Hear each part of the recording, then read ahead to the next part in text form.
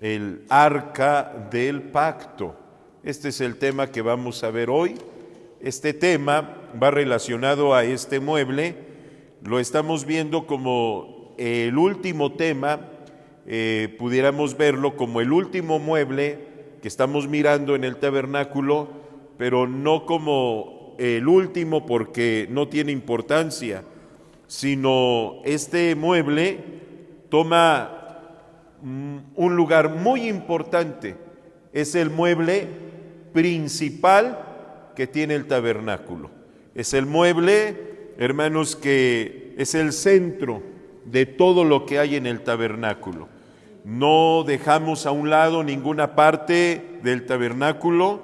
El atrio tiene un lugar muy especial, el lugar santo tiene un lugar especial, los oficios que se hacen en el tabernáculo tienen un lugar muy importante, pero llegar al lugar santísimo es entrar, hermanos, a ese lugar reservado que nadie podía entrar, solamente el sumo sacerdote. Y a través de la palabra de Dios vamos a ver esta bellísima caja, hermanos, que tenemos aquí, porque nos va a mostrar un gran panorama de lo que quiere decir el arca del pacto. Esta arca del pacto tiene por nombre también arca de la alianza. Es conocido como arca de la alianza, arca del pacto y arca del testimonio. Son las tres formas que la Biblia hace referencia con estos nombres, refiriéndose al mismo mueble, el arca del pacto, el arca de la alianza o el arca del testimonio. Amén. El arca del pacto. Amén. Ahora, vamos a ver el primer texto que se encuentra en Éxodo 37:1. Le vamos a dar lectura conforme dice la palabra de Dios. A ver todos, 2, 3.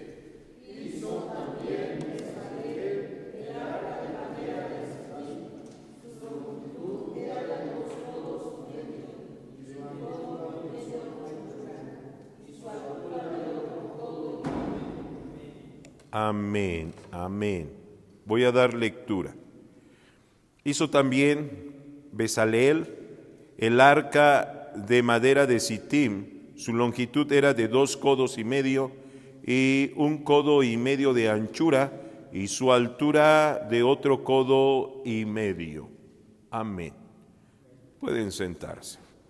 Como la Biblia maneja algunas medidas que nosotros no conocemos en nuestro tiempo, que aunque ya pudimos haber dado referencia, qué es un codo, qué es un palmo, qué es un tiro de piedra, qué es un estadio, son las medidas que la Biblia menciona, eran las medidas de ese tiempo. No tenían como hoy nosotros, tenemos las cosas, las medimos por metros, centímetros, entonces en aquel tiempo no era así, sino eran por codos, por palmos, un tiro de piedra, un estadio. Entonces eran medidas y distancias que la Biblia habla. Cuanto también al peso, nosotros hoy medimos por kilogramos y por litros, pero en aquel tiempo no se medían así las cosas, eran algo muy diferente. Entonces vamos a ver, de acuerdo a lo que leímos, en las medidas de nuestro lenguaje, lo que nosotros podemos entender. Y dice, después hizo Bezaleel, construyó el arca de madera de acacia, un cofre sagrado de 1,15 metros de largo por 69 centímetros de ancho y 69 centímetros de alto.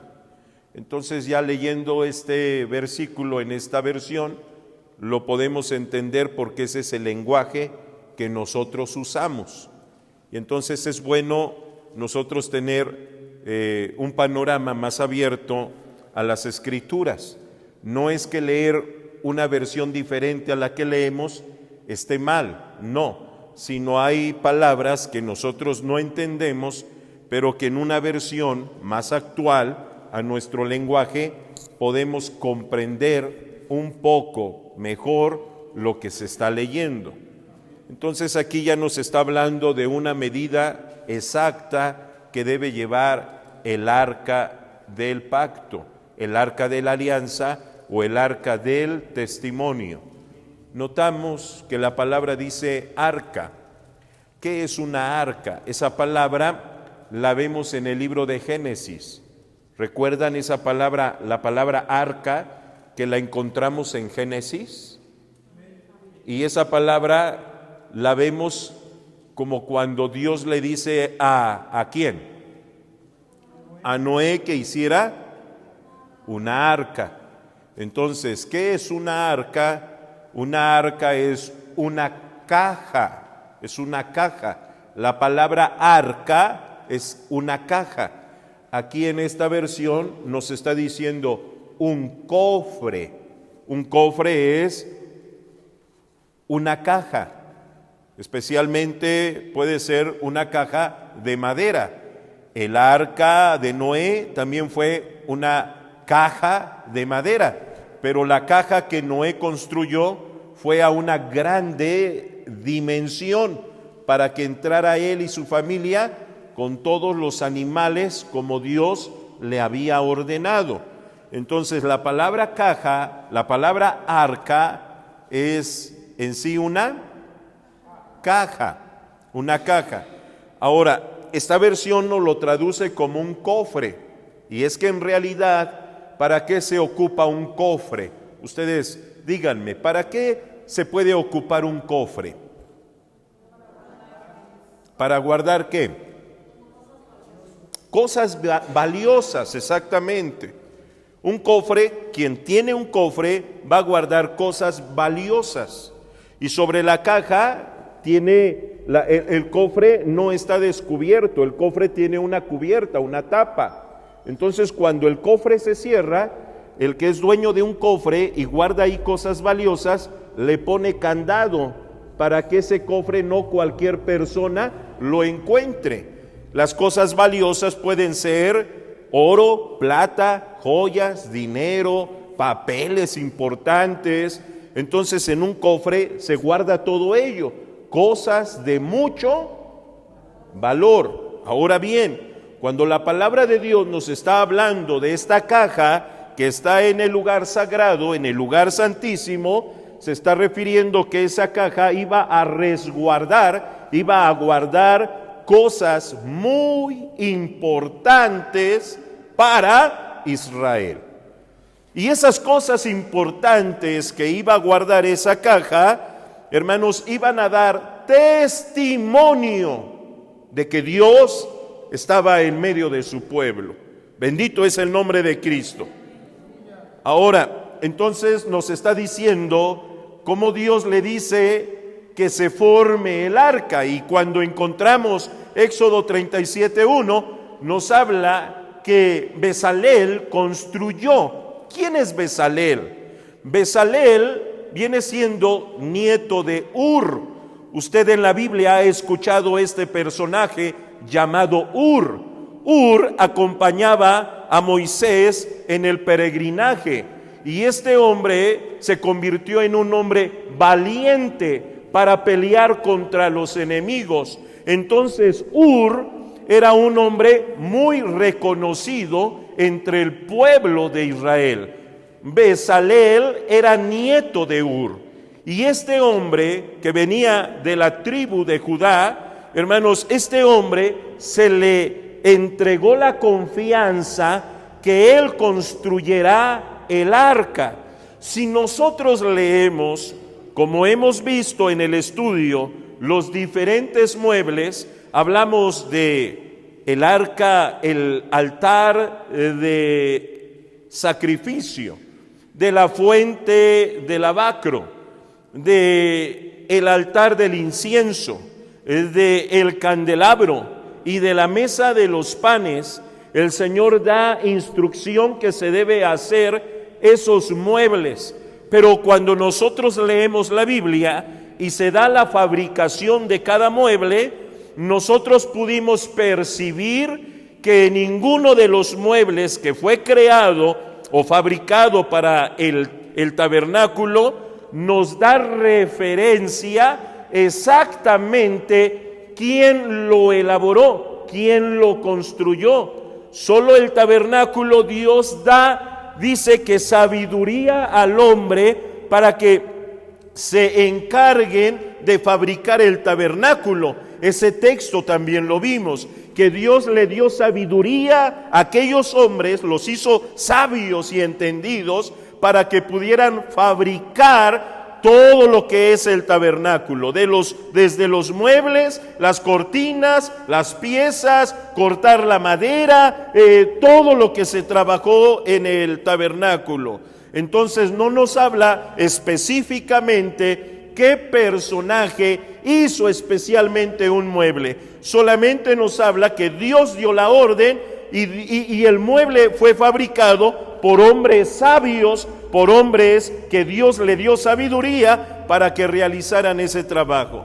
Pero ahora, al encontrarnos con el mueble, hermanos, más importante, el mueble, pudiéramos decirlo, el mueble central de todo el tabernáculo. Y cuando digo central, no quiere decir que está en el centro del tabernáculo, sino que ese mueble se convierte en el eje de todos los muebles y todo lo que hay alrededor. El arca del pacto se convierte en el punto central, en el eje donde todo lo que está en el tabernáculo se va a mover en dirección de el arca del pacto. Entonces, cuando ahora se va a hacer este mueble sagrado, este mueble que va a ocupar el lugar más importante del tabernáculo, nos dice ahora sí la Biblia quién lo construyó. Y este hombre fue un artesano que se dedicó a esta obra. Este hombre empezó a trabajar lo que es el oro y empezó a moldear todo lo que el Señor había pedido en el arca del pacto. Este hombre no tenía que hacerlo conforme a su pensamiento, ni pudiera meterle un poco de decir, a mí me gustaría agregarle esto, a mí me gustaría que esta arca lleve esto. Este hombre, Dios le dio la sabiduría para que esta arca, este mueble, sea hecho de acuerdo al diseño de Dios. Bendito es Cristo. Entonces es importante saber que es el único mueble y el único material que nos habla en realidad quién lo fabricó. Y eso es algo muy, muy hermoso. Saber que aquí trabajó un hombre guiado por Dios para elaborar esta arca. Entonces, este primer versículo nos habla detalle de ello. Nosotros seguimos leyendo el capítulo 31, me parece que hasta el verso 9, y vamos a encontrar todo a detalle de lo que habla el tabernáculo. El 2, el 3, el 4, el 5, el 6. Pero de ahí yo quiero pasar al versículo 7 al 9 del mismo capítulo, porque vamos a encontrar aquí unos puntos muy importantes para nuestro tema del día de hoy. Ahí termina lo que Dios está pidiendo que se haga el arca del pacto y la tapa. La tapa, la que tenemos aquí, esto, hermanos, esto que solamente vemos los querubines con la tapa, es lo que nos está enseñando en este versículo que dice, formó 2 querubines de oro, labrado a martillo, y los colocó en los 2 extremos de la tapa de la expiación. Esta es la tapa. Ya no estamos viendo ahora todo lo que es el arca, solamente aquí, al final de este pasaje que habla de la construcción del arca, nos habla ahora a detalle cómo se va a formar la tapa. Y en la tapa debe llevar 2 querubines. ¿Los 2 querubines de qué material deben ser? De oro, oro puro, labrados a oro puro. Dice, moldeó los querubines cada extremo de la tapa de la expiación, de modo que formaban una sola pieza. Quiero que ustedes, hermanos, lean esta parte entonces. Una sola pieza. Díganlo. Amén. Ese punto es muy importante porque en esto nos vamos a concentrar en el tema. Una sola pieza de oro con la tapa. Los querubines estaban frente a frente, mirando hacia la tapa de la expiación, con las alas extendidas por encima de la tapa para protegerla. La vez pasada, cuando hablábamos acerca de la cortina que dividía el lugar santo del lugar santísimo, recuerden que la cortina tenía bordado ¿qué? Querubines. Y lo que hablábamos de ello, que estos querubines que estaban bordados entre la cortina que dividía el lugar santo del lugar santísimo, y los sacerdotes que se paraban en el lugar santo no podían mirar lo que estaba aquí adentro, ni podían asomarse, ni podían siquiera hacer un lado la cortina.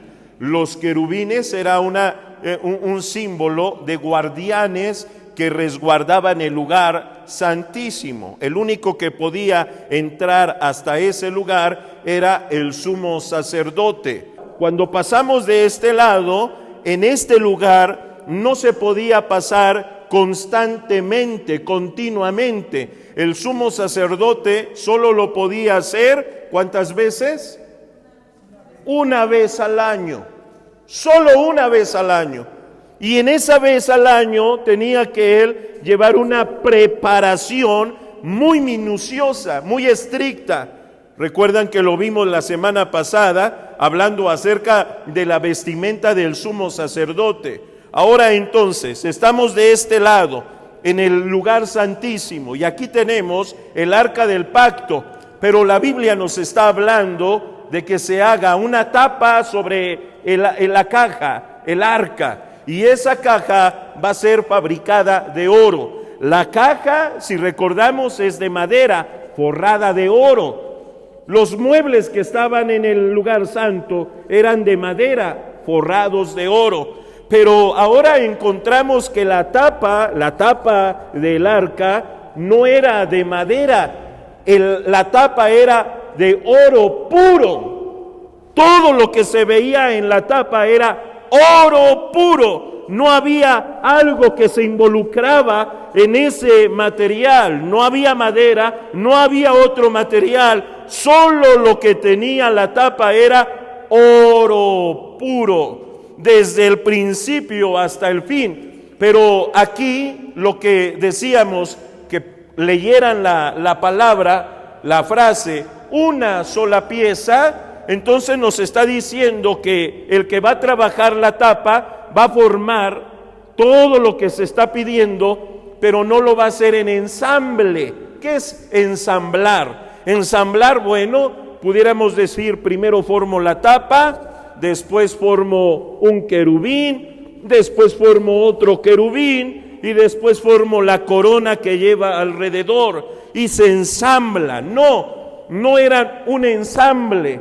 Desde que se empezaba a fundir el oro para trabajarlo, para manejarlo y moverlo, tenía que ser todo de una sola pieza.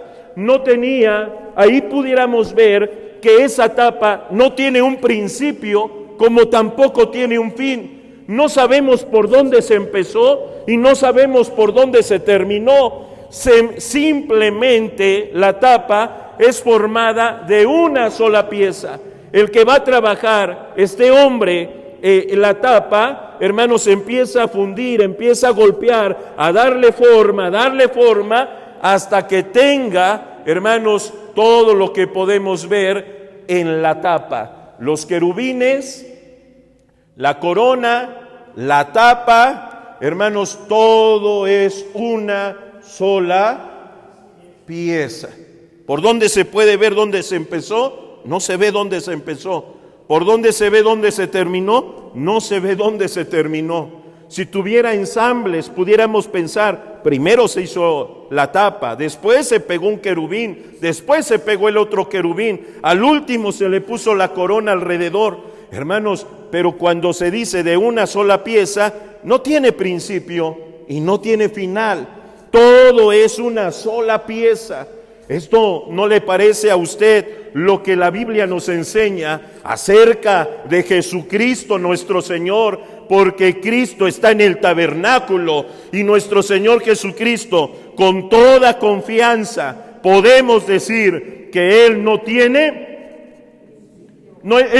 principio ni tiene fin. ¿Cuándo inició Dios? ¿Cuándo comenzó Dios? No hay un principio. La Biblia nos habla en Génesis 1, en el principio creó Dios los cielos y la tierra, pero no es el principio de Dios, es el principio de la creación de la era en la cual nosotros estamos viviendo, en este lapso de tiempo que Dios nos ha permitido vivir aquí. Pero antes de que fuera hecho este mundo y toda esta galaxia, Dios es por toda la eternidad. La gloria a Dios. Apocalipsis nos habla acerca de Jesús nuestro Señor y nos dice, Él es el alfa y la omega, Él es el principio y el fin. Lo que nos está diciendo la Biblia, que Él no tiene un comienzo como tampoco tiene un final. Usted y yo tenemos un principio y tendremos un final. Sobre la tierra como humanos tenemos un principio y tenemos un final. Nuestro principio es cuando, hermanos, estamos en gestación desde el vientre de nuestra madre. Ya hay un principio para nosotros y el nacimiento marca para nosotros un inicio de vida sobre esta tierra. El día de nuestra muerte para nosotros marca un final. Usted va a un cementerio y ve una sepultura y dice, aquí yace tal persona o aquí descansa tal persona, y tiene un año, el año de que el cual nació y el año que murió. Casi así se le pone, ¿sí o no? Tiene un principio y un final. Usted y yo tenemos sobre la tierra un principio y un final. Dios no. Dios es el alfa y la omega. Por eso la Biblia le llama, Él es el eterno. Para Él, hermanos, Él es toda esa eternidad donde nosotros no comprendemos la dimensión de lo que es Dios, pero Dios es grande, Dios es poderoso. Bendito es el Señor. Entonces, qué importante es saber que esta pieza, la tapa del tabernáculo, llamada y conocida como propiciatorio. Cuando la Biblia nos habla del propiciatorio, está hablando de la tapa que cubre el arca. Cuando se habla del propiciatorio, entonces en nuestra mente debe estar esta figura. El propiciatorio es la tapa que cubre el arca. Y la tapa fue creada de una sola pieza. Amén, la gloria a Dios. La tapa era de oro. Los querubines estaban frente a frente. ¿Estaban cómo? Frente a frente. Pero no se estaban mirando ellos. ¿Qué miraban los querubines? La tapa. Ellos miraban la tapa. Los querubines, aunque estaban frente a frente, ellos estaban con sus rostros hacia abajo. Eso tiene algo muy importante en este estudio. Ellos estaban mirando hacia abajo en esa ilustración. Aunque estos querubines era una figura hecha de oro, hay una representación de lo que Dios está haciendo, lo que se haga con la tapa, que los querubines estén sus rostros hacia abajo, mirando la tapa de la expiación. Es importante, ¿qué es lo que miraban? La expiación, con las alas extendidas por encima de la tapa para protegerla. ¿Qué protegían? El arca, lo que había de valor en el arca. Usted ve, me decía, en un cofre se guardan cosas de valor. Pues el arca tenía cosas de valor dentro, que los querubines eran símbolo de esos guardianes, y las alas extendidas en forma de guardar, de cubrir, que eso persevere, porque es el testimonio de Dios para Israel. Por eso a esta arca se le llama arca del testimonio. Amén. La gloria a Dios. Antes de pasar adelante, quiero explicar esto. Mirando hacia la tapa de la expiación, mirando hacia la tapa de la expiación, los ojos concentrados en la tapa, mirando la expiación. ¿Qué quiere decir expiación? ¿Qué quiere decir expiación? El día de la expiación, el día de perdón, es lo que quiere decir la expiación. Miraban la tapa. Ahora, quiero decirles a detalle de lo que se hacía en la tapa. Cuando entraba el sumo sacerdote a ministrar, lleno de santidad y consagración en ese lugar, hermanos, se paraba frente al arca del pacto, al arca de la alianza o al arca del testimonio. Pero para poder ministrar ahí, hermanos, él tenía que estar desde el atrio. Ese día de la expiación, cuando se mataba aquel cordero en el altar y se degollaba y se desangraba, y mientras los sacerdotes acomodaban la víctima en el altar y lo ataban y lo amarraban de los cuernos del altar, el animalito aquel, en el altar lo ponían para que ese animalito fuera sacrificado el día de la expiación para el perdón de pecados de todo el pueblo de Israel. El sumo sacerdote, en un redoma o en un traste o en una vasija, hermanos, traía la sangre de aquel animal que había sido degollado por la muerte, para que todo Israel fuera perdonado de sus pecados. Entraba por el lugar santo, se metía al lugar santísimo, y estando parado frente al arca, tomaba con sus dedos la sangre sobre ese redoma y empezaba a salpicar todo el propiciatorio, empezaba a llenarlo de sangre, lo salpicaba, la sangre, hermanos, empezaba a caer en todo lo que se llama la tapa. La sangre era rociada, pero el sumo sacerdote parado ahí estaba ministrando y hablando con Dios y pidiendo el perdón de todo Israel, que cualquier pecado que haya cometido Israel, que cualquier pecado que haya cometido cualquier hombre, Señor, mires con agrado este sacrificio, y que por medio de esta sangre derramada ahora en el propiciatorio nos veas con misericordia y alcancemos ese día, el único día al año, el perdón de todos los pecados que había cometido Israel. La gloria al Señor.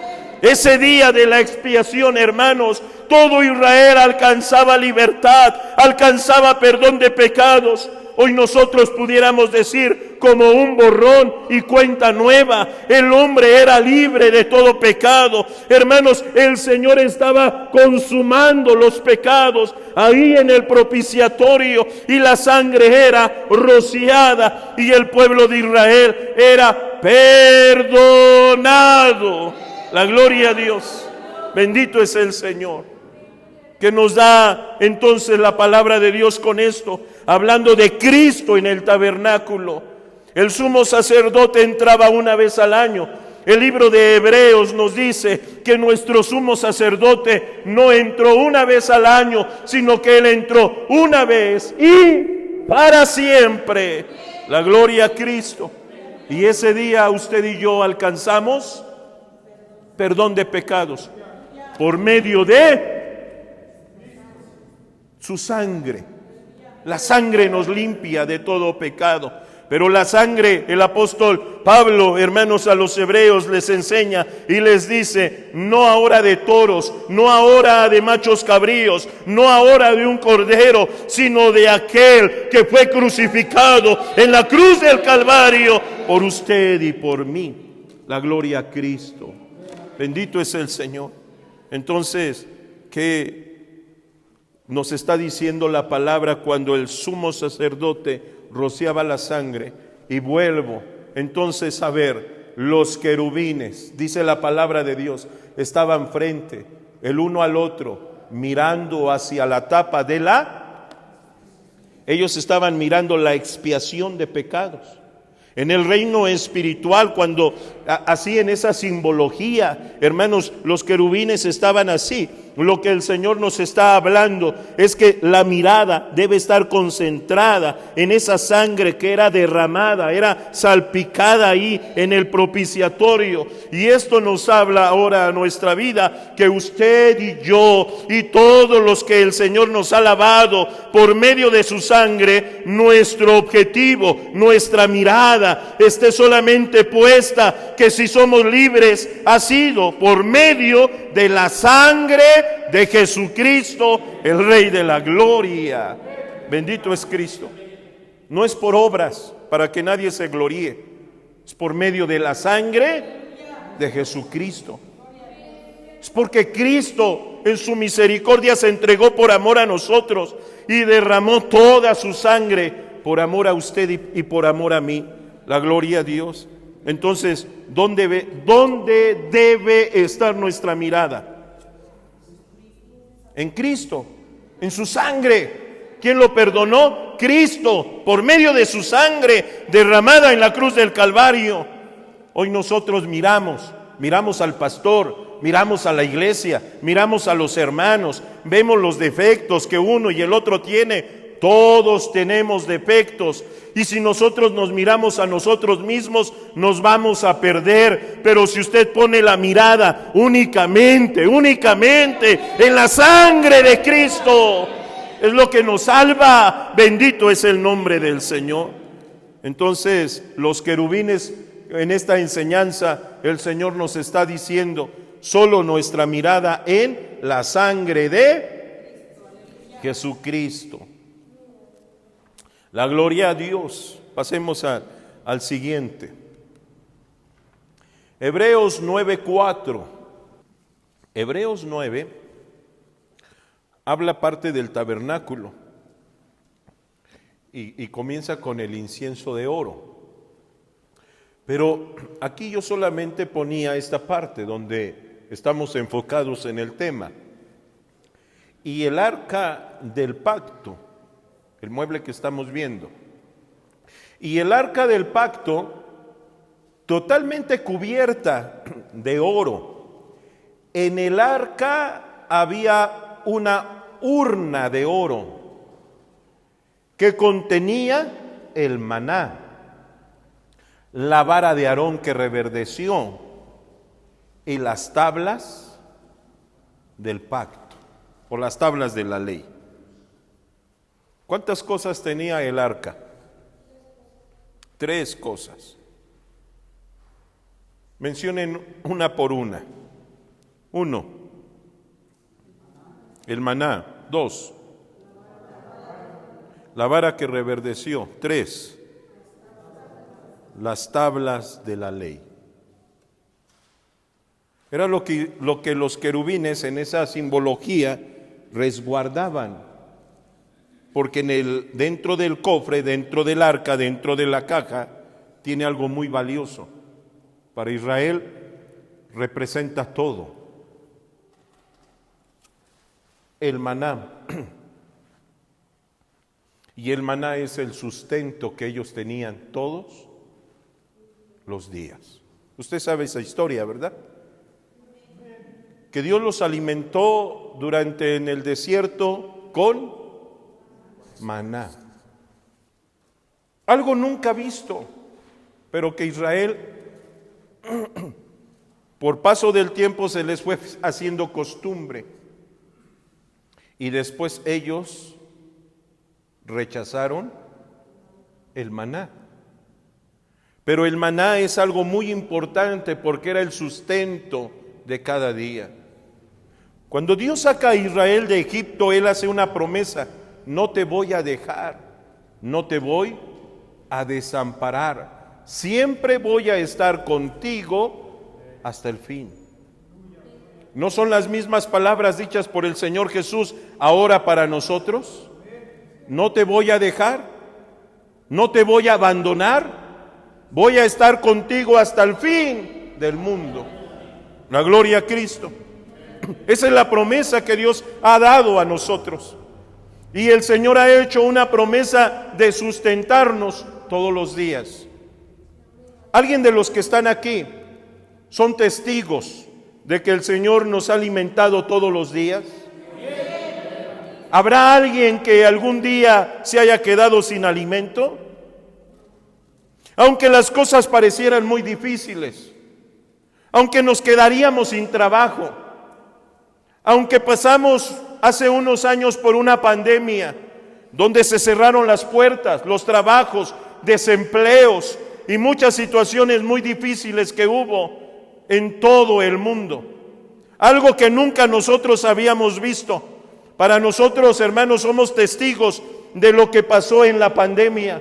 Hubo muerte, hubo soledad, hubo, hermanos, alejamiento, ahí nos resguardamos lo que pudimos haber hecho. Perdimos trabajo, no había ventas, el que era comerciante se le prohibió quizás vender y solamente vendían los que eran alimentos y cosas necesarios. Y muchos hermanos empezaron a desemplearse de las fábricas porque aquellos tuvieron que cerrar. Y muchos nos preguntábamos, ¿cuándo va a terminar esto? No lo sabíamos, pero esa pandemia no fueron de meses, fue un año, fueron 2 años. El tiempo era difícil, pero pregunto, de los que pasamos este tiempo, ¿alguien en algún momento, en ese momento más difícil, se quedó sin comer?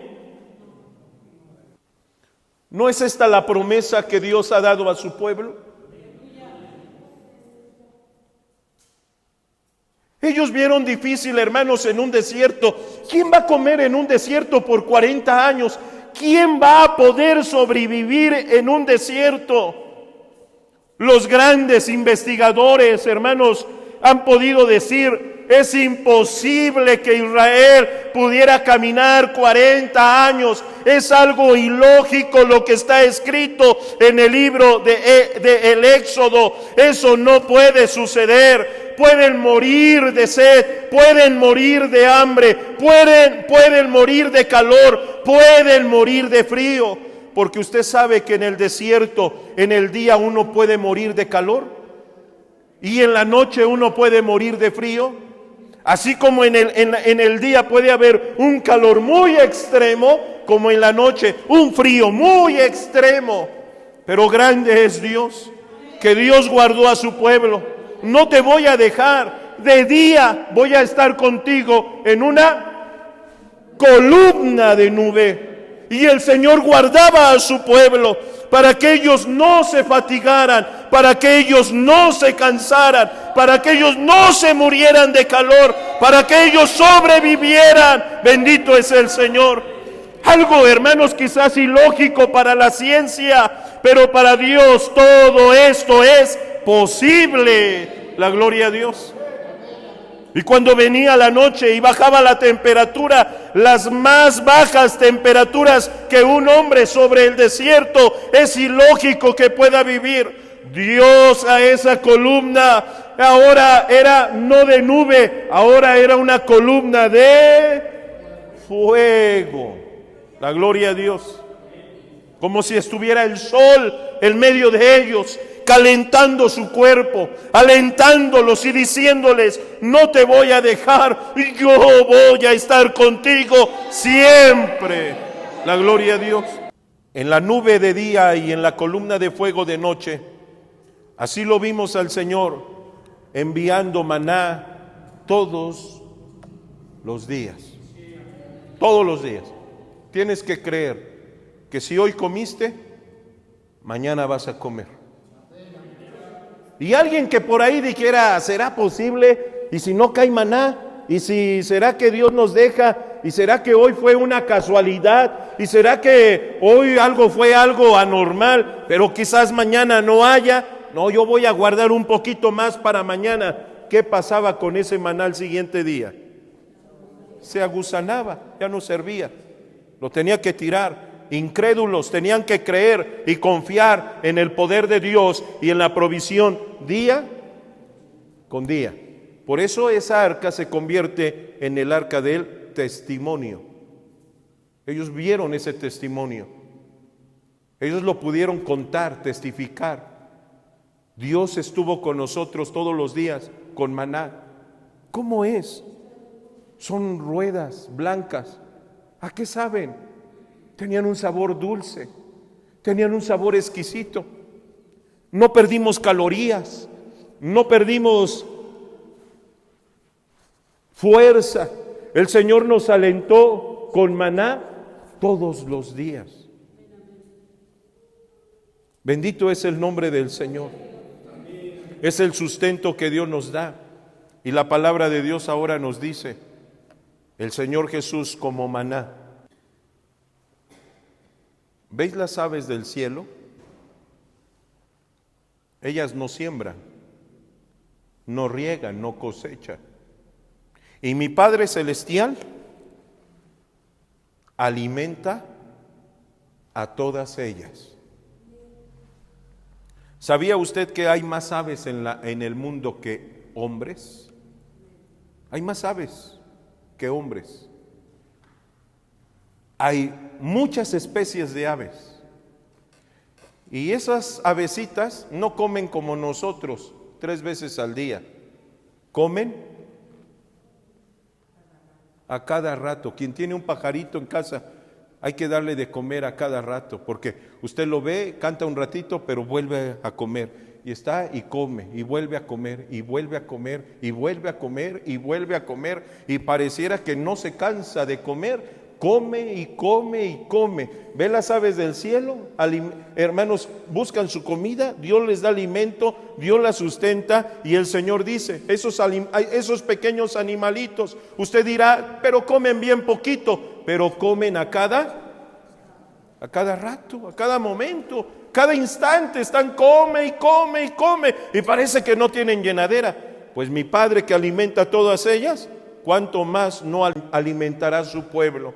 Hermanos, Él es ese maná para nosotros que nos sustenta todos los días. Entonces, ¿cuántas cosas habían? 3 cosas en el arca del pacto. Veamos la primera: las tablas de la ley. ¿Cuándo recibió Moisés las tablas? ¿O dónde recibió las tablas? En el monte Sinaí. ¿Cuándo las recibió?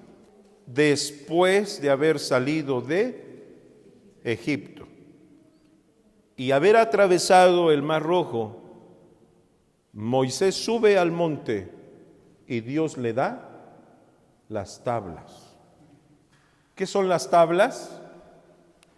Escritas la ley, los mandamientos de Dios. ¿Dónde está eso?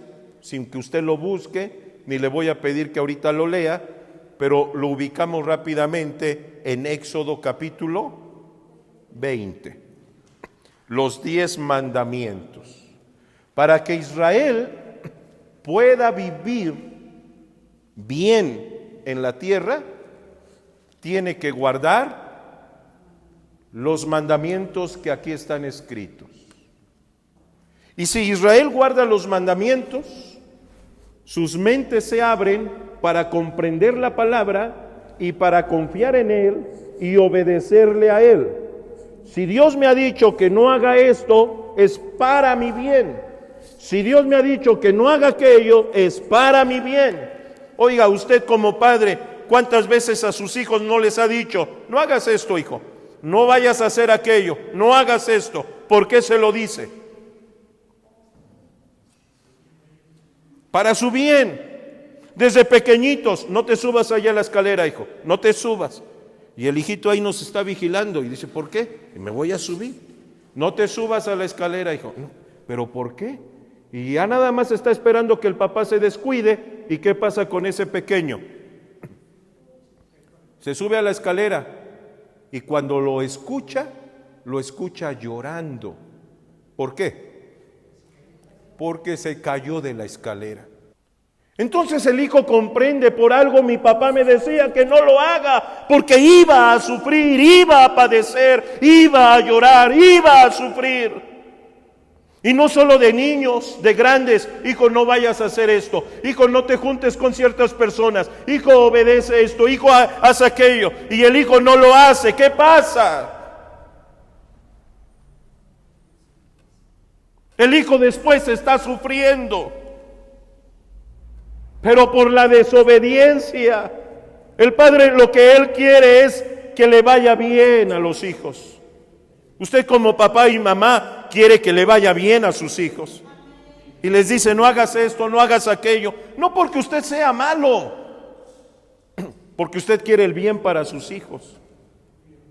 Nosotros tenemos un padre que aquí nos da mandamientos y nos dice, no hurtarás, no matarás, no dirás falso testimonio, no codiciarás y todo lo que la palabra de Dios. No porque el Señor nos está reprimiendo y tenemos un Dios malo y tenemos un Dios que nos quiere ver sufriendo. No, lo que el Señor quiere es que usted y yo no suframos, que nos vaya bien en la tierra, y para que nos vaya bien en la tierra tenemos que obedecer la palabra de Dios.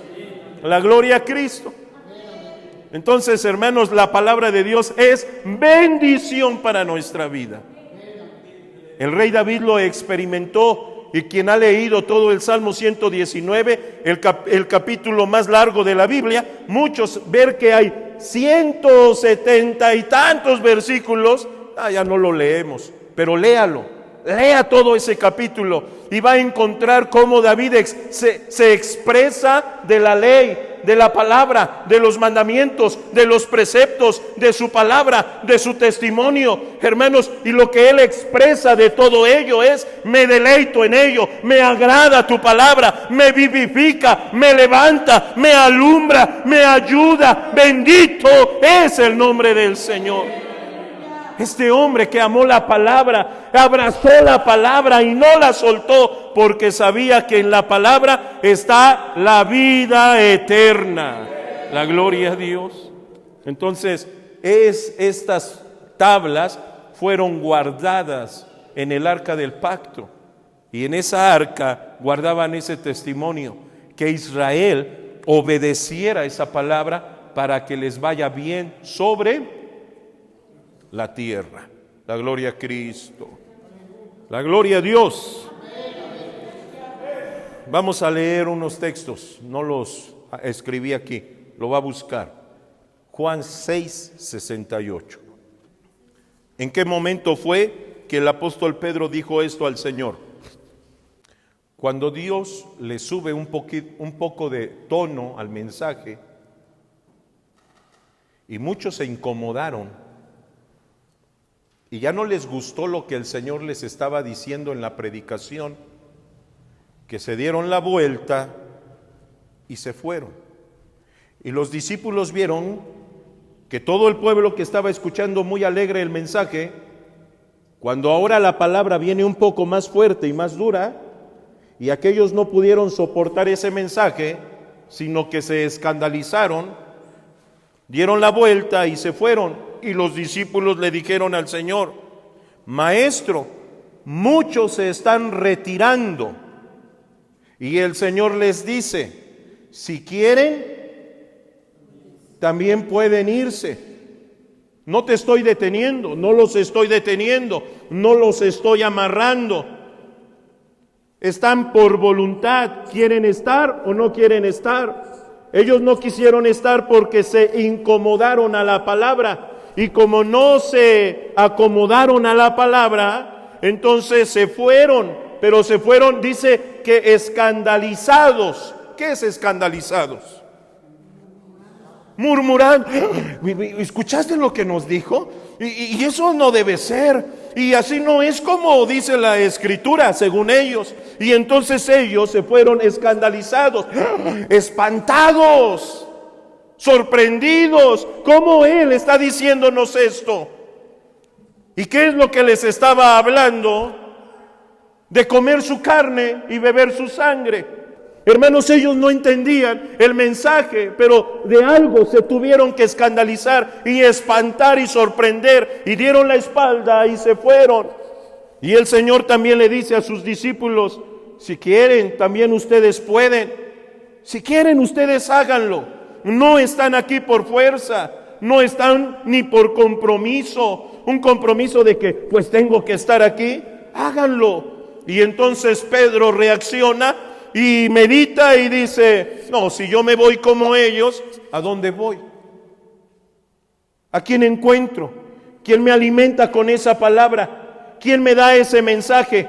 El apóstol Pedro ya llevaba tiempo con el Señor, y lo que en él encontraba era una palabra como el maná que descendía del cielo, como ese maná que caía, hermanos, y alimentaba a su pueblo. Entonces Pedro dice: ¿quién me va a dar de comer? ¿Quién me va a dar esa palabra? ¿Quién me va a sustentar? Tu palabra tiene vida, tu palabra tiene vida, tu palabra me sustenta. La gloria al Señor. Entonces, hermanos, Pedro dijo: no, yo de aquí no me muevo, aunque unos se vayan, aunque otros se retiren, y yo aquí voy a permanecer, porque en ti hay palabras de vida eterna. Aquí hay palabras de vida eterna.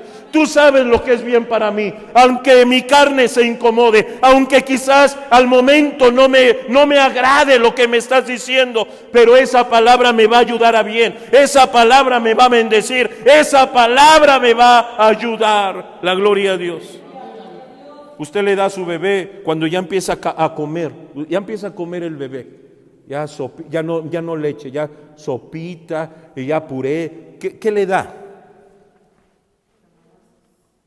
¿Marucha? ¿Chetos? ¿Qué le da? Zanahoria, calabacita, una manzanita, una pera, un platanito, que ya empiece a comer algo que le va a sustentar, le va a dar verdura, y el bebé empieza a comer, y quizás, hermanos, si prueba algo como un dulce, quizás le va a hacer a la verdura. ¿Sí? ¿Cuántos le hacen gestos a la verdura? O ya de grandes: no, verdura no, yo pura carne. Y se enoja el marido si la mujer no hace carne. Pero es alimento que nos va a nutrir. Muchos no nos gusta así todas las verduras. ¿Qué no le gusta de verdura? Hay cosas que a nosotros carnalmente, humanamente, no nos agradan. Y quisiéramos que algunos versículos no estuvieran allí escritos, porque cuando se tocan nos incomoda. Y muchos nos enojamos con el predicador. Pensamos que es el predicador. Se nos habla de un punto especial y nos incomodamos. Eso es lo que dice el pastor. Porque el pastor vive aquí, él quiere que estemos aquí. No, hermano, es la palabra. Pero hay a veces que nosotros nos incomodamos. Pero esa palabra nos va a ayudar a bien, nos va a nutrir, nos va a nutrir, nos va a nutrir. ¿Quién le gustan las vacunas? Pero ¿por qué nos vacunamos? Porque nos hace bien. El niño hasta patalea y llora. No me vacunen, y grita: no, papá, no me lleves, y llora. Ve tan solo ya la enfermera, ni ve la jeringa, ve la enfermera y ya está llorando. Pero sabemos que a nuestros hijos les va a hacer bien, los va a fortalecer. los va a cubrir de enfermedades, etcétera, etcétera. Entonces, hermanos, la palabra, hay cosas que a lo mejor no son muy agradables a nuestra vida. Y no quiero decir, hermanos, que la palabra sea algo que repudiemos, pero hay cosas que no nos agradan, que nos incomodan. Hay algunos puntos que no nos agradan. Hay puntos, hermanos, que no nos hacen pues estar contentos. Pero la palabra nos va a hacer bien. Por eso el apóstol Pedro dijo, sí, está dura. Es porque él dijo, es dura tu palabra. Sí, es dura. Pero me va a hacer bien. Porque tu palabra me va a dar vida eterna. La gloria a Dios. Todos queremos la vida eterna. Entonces, ¿cómo debemos recibir la palabra? Bien, aunque ahí en la banca nos incomodemos, pero nos va a hacer bien. Nos agarramos bien. Decía un pastor, pónganse el cinturón de seguridad porque vamos a entrar en un tiempo de turbulencia. Es que el mensaje iba a ir un poquito más duro. No se mueva de su lugar. Entonces Dios nos ayude, que la palabra nos ayude a crecer. No que la hagamos a un lado, sino que aunque mi carne se incomode, pero con la ayuda de Dios lo voy a hacer. Siguiente. Maná. ¿Dónde se encuentra esto? ¿Quién lo lee? Juan 6, 47 al 51. Entonces el Señor Jesús da testimonio del maná, que para ellos fue sustentable para su tiempo. Pero la Biblia dice, pero vuestros padres comieron y murieron. Y eso lo está hablando en el sentido literal, o sea, sí sustentaron su vida, su cuerpo, caminaron 40 años, fueron alimentados por ese maná diario. Y ese maná estaba diario y ellos comían y vivieron 40 años. Pero como somos hombres sobre la tierra, tenemos un principio y tenemos un final. Y vuestros padres murieron. Y entonces, hablándolo en el sentido literal, está diciendo, como todo ser humano, vamos a llegar a morir. Aunque ellos fueron sustentados por ese maná y vieron el poder y la gloria de Dios manifestada sobre sus vidas cada día, hoy ya no están aquí. Pero ahora el Señor se presenta como ese maná, pero ahora no literal, no material, sino espiritual. La gloria a Dios. Y ahora es lo que vemos, hermanos, Cristo en el tabernáculo, la gloria a Dios. Bendito es el nombre de Cristo. Y dice, yo soy el pan que vino ¿de dónde? Del cielo. Yo soy el pan que vino del cielo. Yo soy ese pan que desciende del cielo. Y cuando habla que desciende, los lleva a esa ilustración. Cuando ellos salían por las mañanas y se asomaban y veían cómo bajaba y cómo descendía ese maná y empezaba a descender y a caer sobre la tierra, y los padres corrían rápido con sus canastas y recogían para su casa y toda su familia, no más, no menos, lo que es necesario para dar alimento a la casa, a la familia. Hermanos, ahora el Señor dice, como ese pan que descendió y que sustentó familias y familias, y el pueblo de Israel fue sustentado, ahora yo soy ese pan que ha descendido del cielo. Bendito es Cristo. Y el que come de mí no tendrá hambre jamás. La gloria a Dios. No tendrá hambre jamás. ¿Usted sabe qué no es no tener hambre? No es de que, ¿sabe qué es tener hambre? No tener hambre. ¿Tiene hambre usted ahorita? Unos sí, unos no. Unos no he comido, unos voy a llegar a cenar. Pero cuando usted come bien, ¿cómo se siente? Satisfecho, contento. Pero cuando tiene hambre, ¿cómo está? Enojado. ¿O no llegan así los esposos del trabajo? Los de aquí no, los de otro lugar. Enojados porque no han comido, desesperados, todo les molesta. Hermanos, así es la gente espiritual hablando. Cuando no tienen a Cristo, cuando no comen de Cristo, ¿cómo están todo el tiempo? Enojados. Dígale al de su lado, hermano, el que no come de Cristo está enojado todo el día. Dígaselo. No se atreve a decírselo, hermano. El que no come de Cristo está enojado todos los días. Todos los días se enoja, se molesta, no le agrada, habla, murmura, critica, porque no se alimenta. Pero el que se alimenta de Cristo, ¿cómo está? Alegre, contento. ¿Puede ver a su hermano si está alegre? No queremos ni voltear a verlo, ¿verdad?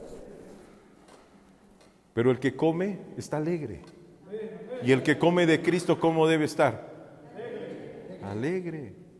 Y el que está alegre, dice el apóstol Pablo, el que está alegre, cante salmos, cante alabanzas. Si usted está alegre, cante salmos, cante para Dios, alabe el nombre del Señor, gloria a Dios, gloria a Cristo, porque Él merece toda la gloria. Bendito es el Señor. Entonces, nosotros no estamos comiendo ese maná, que ellos murieron. Nosotros estamos comiendo ahora de lo que ese maná iba a representar para el tiempo futuro, y es a Cristo, porque ahora el que come de Él no va a morir, no va a morir. Por eso el apóstol Pedro dijo, solo tú tienes, ¿de qué? ¿De vida qué? Eterna, no va a morir. Este cuerpo va a ser sepultado un día, pero no vamos a morir, porque el alma va a ser eterna en la vida con el Señor. La gloria a Cristo. Dios es bueno, Dios es grande. Alimentémonos de la palabra, saciémonos de Cristo. ¿Cuándo? Todos los días. Bendito es el Señor. Siguiente. ¿Qué más tenía? La vara de Aarón. ¿Por qué la vara de Aarón? Un poquito hablar de referencia de la vara de Aarón. Estamos viendo que el Señor va a seleccionar a una familia especial para sacerdotes. Y entonces le dice, una familia de cada tribu va a poner una vara. Y en cada vara va a poner el nombre de qué familia viene.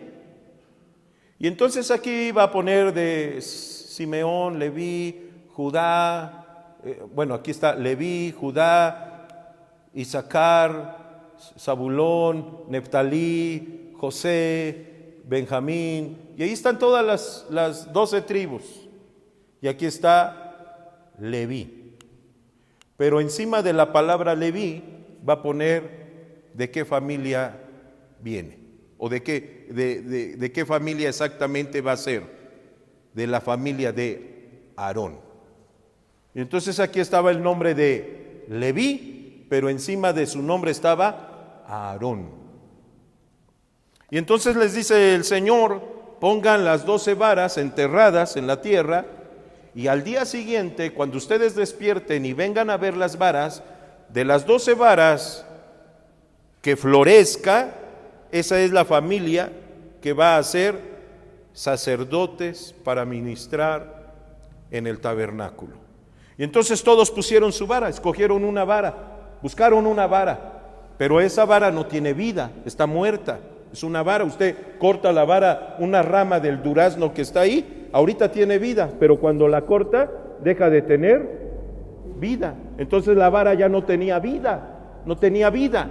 Entonces las varas que ellos escogieron, la entierran, todos con los nombres, y en la mañana siguiente, cada uno de las familias de esas tribus se acercan, y lo que ven la grandeza y el poder de Dios, que de una vara seca, de una vara sin vida, floreció, reverdeció.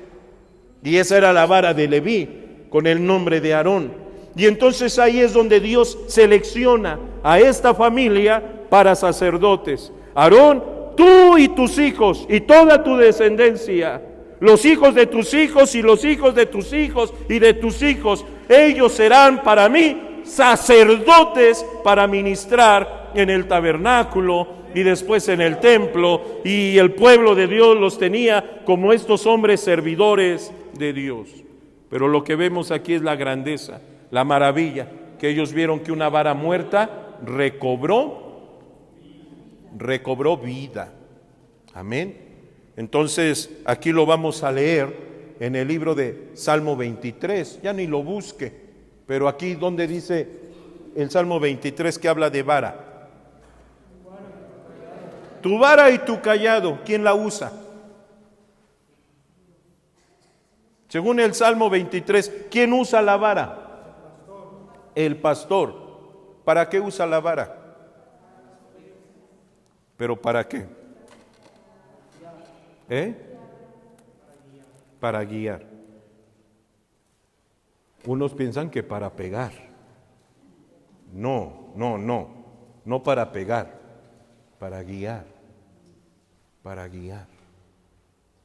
El pastor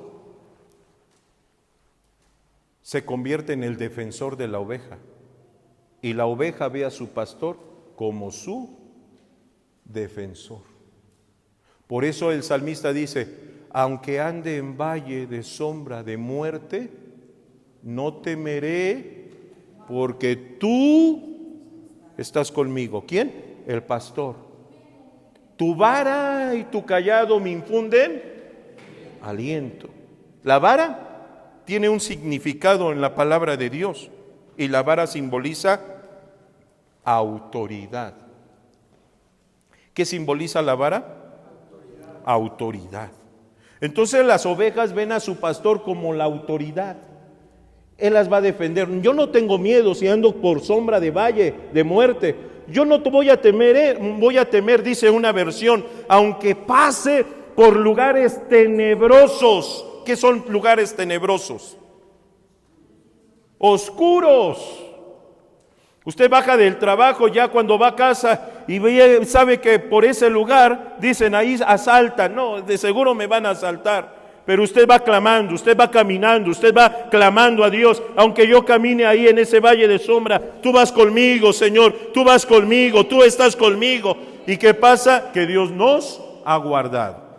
Salimos por carretera, hay carreteras muy peligrosas. No vayas a pasar por ahí, es muy peligroso. Hemos atravesado esos lugares, hemos salido y hemos regresado porque nuestro pastor nos ha guardado. Juan 10, sin leerlo, pero no lo sabemos. Y aquí nos dice: yo soy el buen pastor, y su vida da por las ovejas. Entonces la vara representa, hermanos, autoridad. Y la autoridad que tiene sobre la iglesia, ¿quién es? Es Jesucristo. Dígalo fuerte. ¿Quién es el que tiene autoridad sobre la iglesia? Jesucristo. La gloria a Dios. Su vara y su callado nos infunde aliento. La vara nos ayuda, nos guía, y la palabra es nuestra guía. Entonces la palabra nos va a guiar, nos va a alentar, nos va a ayudar. Bendito es el nombre de Dios.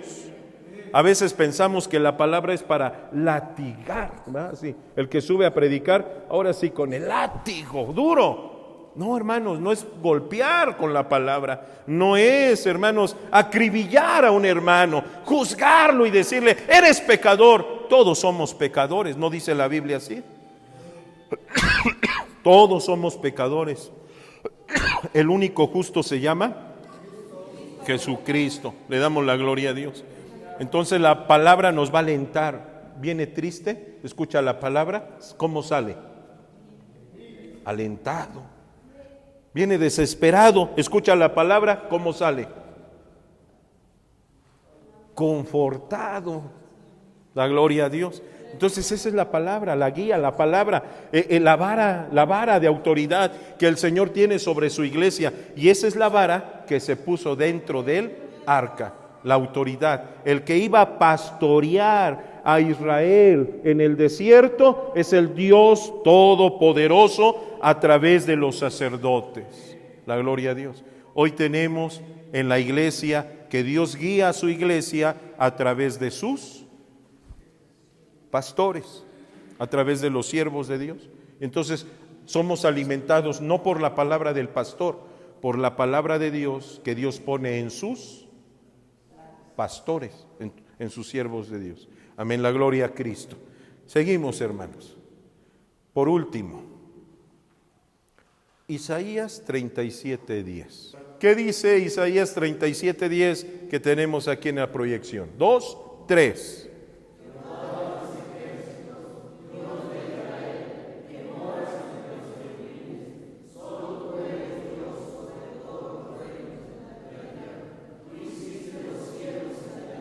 Amén, pueden sentarse. Jehová de los ejércitos, Dios de Israel, que moras entre los querubines, solo tú eres Dios sobre todos los reinos de la tierra. Tú hiciste los cielos y la tierra, tú eres Dios. Pero ¿dónde dice la palabra de Dios que se encuentra Dios ahí en el tabernáculo?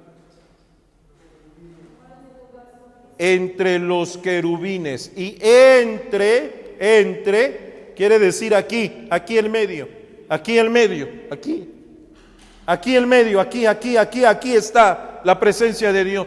Lo que los hebreos llamaban Shekinah, es decir, la presencia plena de Dios. Mientras el lugar santo era alumbrado por un candelabro con 7 velillas ahí, el lugar santísimo era alumbrado por la misma gloria de Dios que resplandecía en ese lugar. Bendito es el nombre del Señor.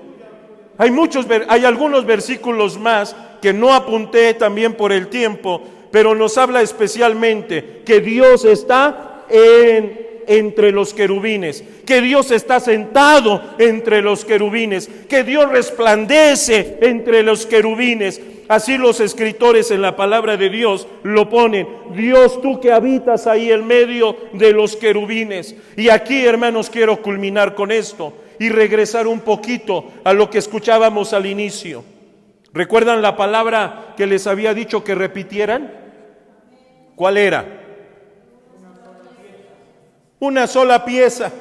Todo lo que estaba aquí era una sola pieza. Y por haber sido de una sola pieza, por haber sido fabricado de una sola pieza, Dios ahí reposaba.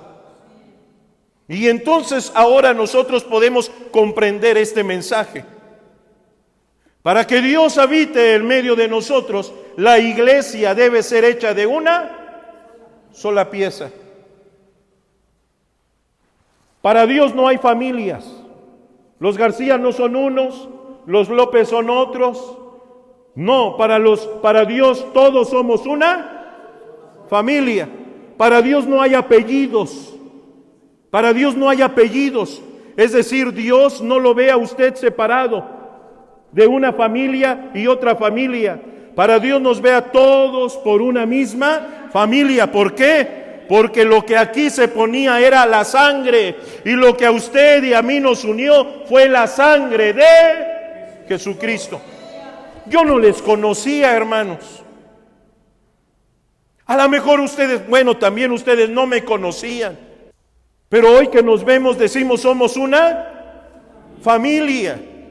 Hay hermanos que no conocemos y no de este país, de otros países. Hay hermanos que no conocemos, pero si hemos sido lavados con la sangre poderosa de Jesucristo y se ha invocado este precioso nombre para el perdón de nuestros pecados, somos una sola familia. Y una familia se debe estar unida, porque los querubines no estaban ensamblados, no estaban pegados, era una sola pieza, y al ser una sola pieza, Dios moraba en medio de los querubines, Dios habitaba. La palabra morar es habitar, permanecer, estar. Bendito es el Señor. Y lo que la Biblia nos está enseñando, entonces, hermanos, es que si usted y yo estamos unidos, no como apellidos, no como familias, no estamos distantes, no se separe del uno al otro, que nos veamos como hermanos y se nos unimos. ¿Qué puede haber en este lugar?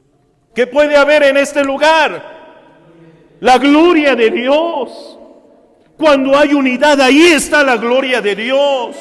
Salmo 133 nos habla de ello. Mirad cuán bueno y cuán delicioso es habitar los hermanos igualmente en una sola pieza. Porque ahí envía Jehová bendición y vida eterna. La gloria a Dios. Pero si estamos separados, si yo no le hablo, si yo estoy enojado, si nos hemos peleado, si estamos separados, ¿Dios estará en medio de nosotros? Aunque cantemos, aunque tengamos ministerio, aunque estemos aquí, pero si no nos unimos, Dios no va a estar, hermano, en nosotros.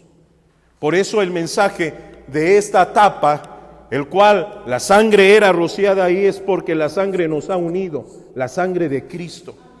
Y entonces ahora lo que el Señor quiere de su iglesia es que nos veamos como un solo cuerpo, un solo espíritu y tener un solo Dios. La gloria a Dios. Y usted va a ver el cumplimiento del tabernáculo en nuestros tiempos, porque esa es la finalidad, no solo ver el tabernáculo, ver a Cristo en el tabernáculo.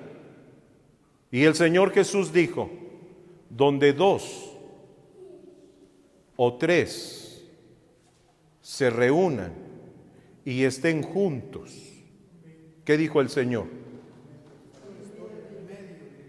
Yo estaré, ¿en dónde? ¿En dónde? ¿Y dónde estaba la presencia de Dios?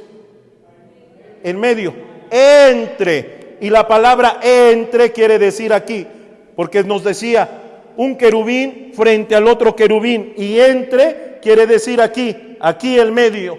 El medio va a estar el Señor. El medio va a estar el Señor. El medio va a estar el Señor.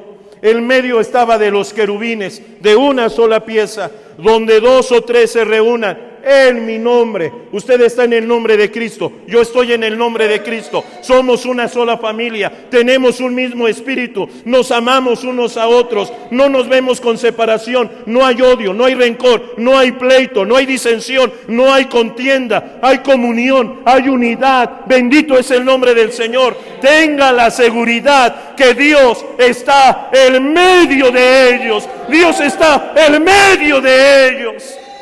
Y si nosotros estamos en un mismo espíritu, Dios está en puerta del cielo. Aquí está el Señor y aquí se verá la gloria de Dios, el poder de Dios.